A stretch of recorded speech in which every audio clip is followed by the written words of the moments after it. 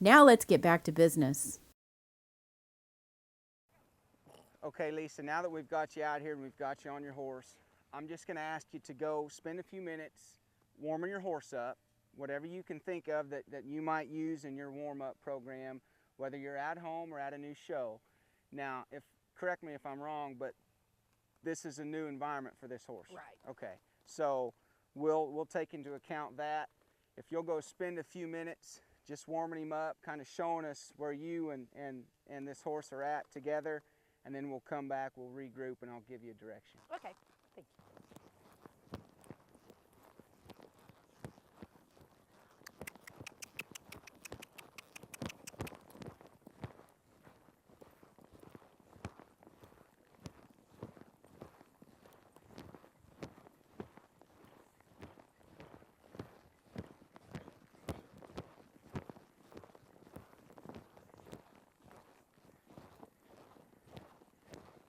I noticed that Lisa, so far, since she's gotten this horse moving, she's never really turned loose of this horse any. She's not really given the horse the opportunity or the chance to really straighten his body and travel around here a little bit. Okay, with what you've done so far, how's he feel to you today? He's a little bit more wanting to be chargy today than he normally would be, but it's because it's a strange bend. He's fine.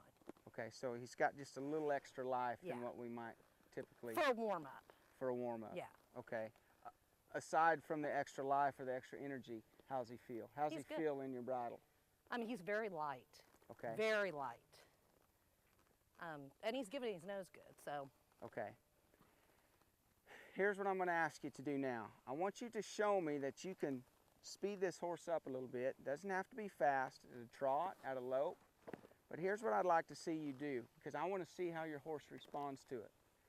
Since you left here a few minutes ago and got moving, I never really saw you turn loose of this horse at all. If you were going in a circle to the left, you always had the nose tipped here. You were always short with the inside rein, and vice versa the other way.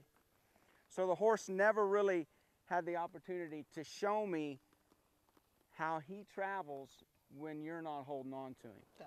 Now, the reason this is important to me is because a lot of things, this horse is going to show me a lot of stuff once you turn loose of him if he's used to somebody pulling on those reins all the time, okay? A lot of times horses that don't ever have the freedom to just travel out without us pulling on those reins, they never truly learn how to carry themselves. And when we turn loose of them, it's like they just fall apart. We've got body parts going everywhere. So I'm going to ask you to spend maybe another minute or two doing the same things you were doing, but I'd like to see you, as much as you can, turn loose of those reins. If you're coming around here to the right, don't worry so much about his nose being tipped to the inside. Just kind of turn loose of him so I can see what he says about that. Okay.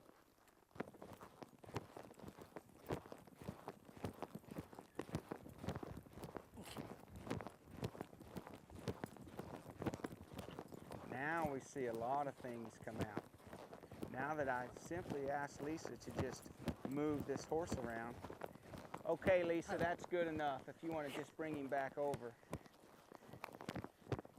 Now, as you got him sped up to the canter that time and you weren't doing near as much with your reins, what'd you feel there? He started running.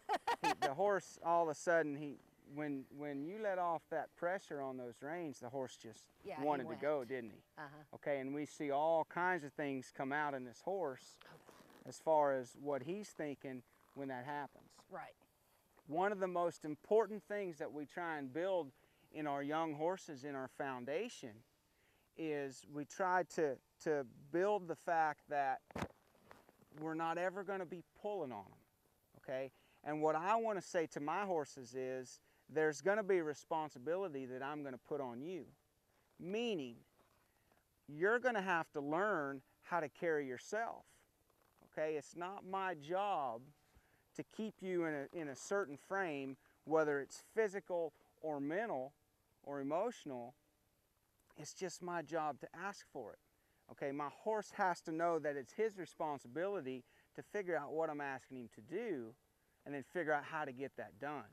Okay, and what this horse shows me at this point, And it's very typical for horses that have been used for what this horse has been used for.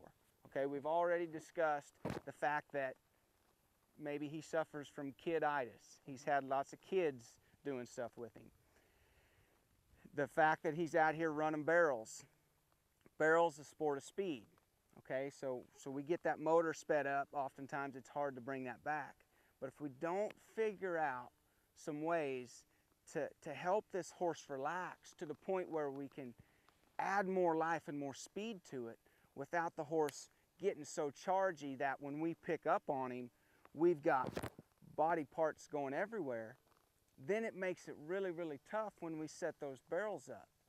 Because here's what happens.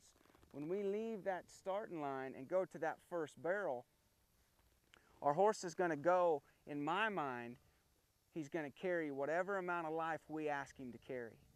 And if he brings out more life than what I asked for, and he's not in a habit of being patient and waiting on me, then when I pick him up at that first barrel, he's going to have so much life that when I pick him up, everything's just going to fall apart.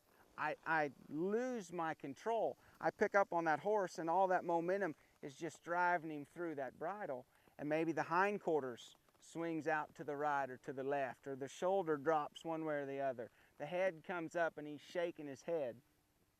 There's all kinds of things that come into play just because the horse has more life and more energy than I asked for.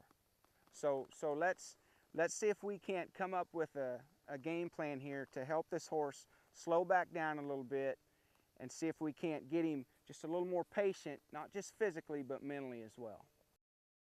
We'll be right back. Stay tuned.